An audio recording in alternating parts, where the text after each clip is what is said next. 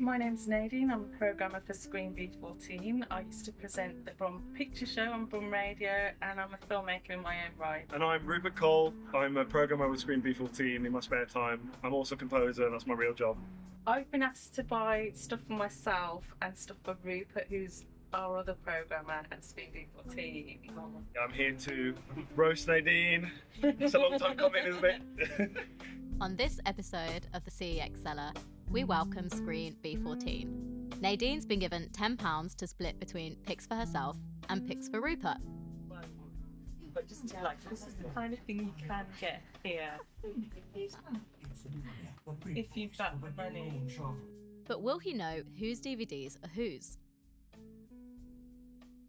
First pick has got to be Only God Forgives, Nicholas Winding Refn. If you like Drive, you might not like this film.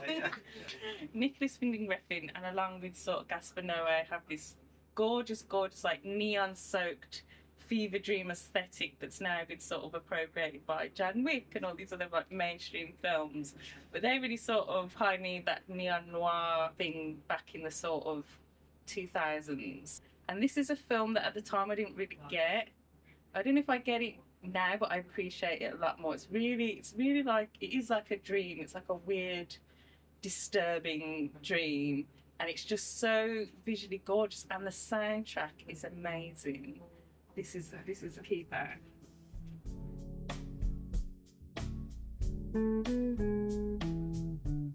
This looks interesting.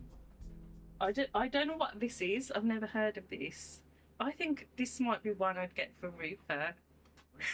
You can just tell it's just got that like indie drama. Like it looks like an important film. Like I've never heard of it, but it's got Elijah Woods in it. And I don't know, that looks like Paul Rudd to me. I don't know who that is. It's called Ash Wednesday, and it's an Edward Burns film, and that sounds like it should mean something to me.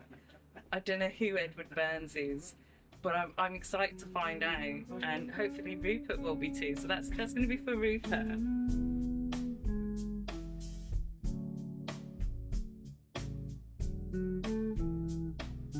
Now, I was talking earlier about Rupert's taste. Like, I can't quite get a handle on his taste because he likes some stuff that's like really mainstream, like sort of glassy, conventional stuff, and then he'll like some really obscure indie film that I've just never even heard of, that I didn't know existed. For like a really good like mainstream movie, I have to go Jerry Maguire. But I think again this is a film that at the time I knew it was a good film. I think you probably watched this on video. I'm old enough to remember the days of going to the video shop and renting a video. But I watched it now. It's one of the, they don't make films like this anymore. Just all across the board, brilliant performances, fantastic script, endlessly quotable. Renee Zellweger and Tom Cruise. So we've got the two sides of Rupert here: the obscure indie film that he's probably heard of, and like the quite mainstream romantic sort of. Still in the cellophane? Exactly. And look at all these extras. You don't get this on streaming, do you?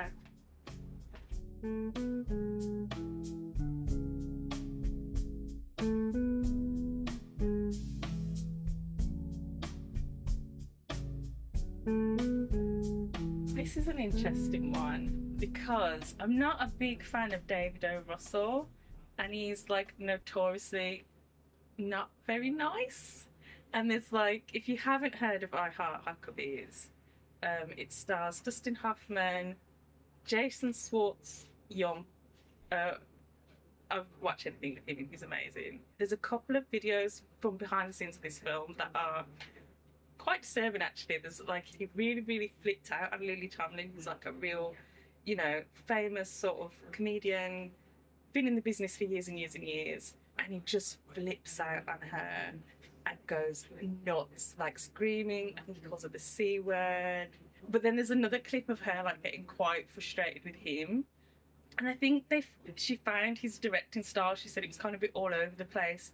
Her problem was like he was telling her to do it one way at one point, then he's telling her to do it in a completely different way, and she couldn't like get a handle on it. And I guess he felt like she was being difficult. But regardless of that, like, it obviously isn't the way to treat your actors. Like, I haven't flipped out my actors like that yet.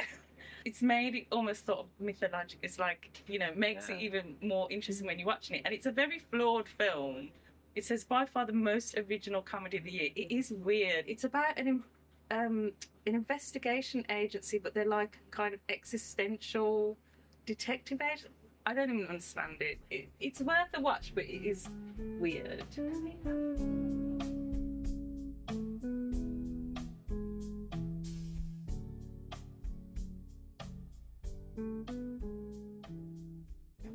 I'm a bit of a Brian De Palma fan, I've got to say. A fan of his films, maybe not him personally. This is actually not a bad film. He's a real technician.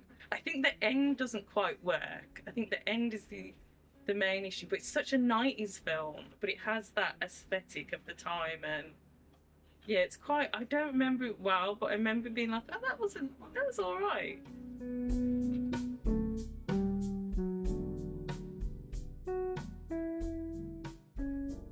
I haven't seen this, so I have no idea if it's any good. I think it's like a musical version of the film 8½, starring Daniel Day-Lewis. It's got all these famous, it's got Marion Cotillard, Penelope Cruz, Judi Dench, Fergie's in it, Sophia Loren's in it. I'm not saying that this is going to be a great movie, but you got to watch, you got to check it out, haven't you? And I have seen some of the musical numbers, so there's an amazing musical number with Penelope Cruz sort of riding around on 2 ropes in a kind of gymnastic fashion. A sparkling 10 from the Daily Mail. So that's where I get all my film recommendations from.